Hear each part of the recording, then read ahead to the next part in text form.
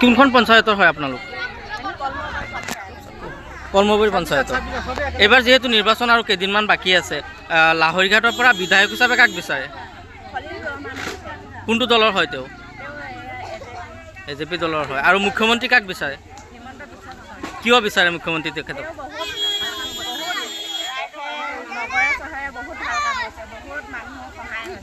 কি কি সহায় কৰিলে তেওঁ?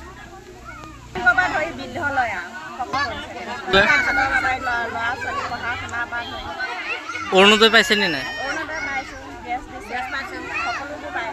এইবাৰ যদি পুনৰবাৰ মামা যদি মুখ্যমন্ত্ৰী হয়, এইবাৰ আপোনালোকে কি বিচাৰিব?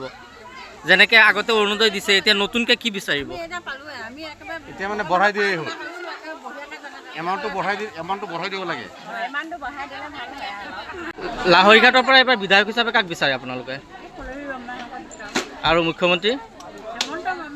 মামা কিয় বিচাৰে? মামা কিয় বিচাৰে? কি কি কাম কৰিছে? উন্নয়ন কৰিছে। অৰুণোদয় পাই আছে? বিধায়ক হিচাপে কাক বিচাৰে আপোনালোকে?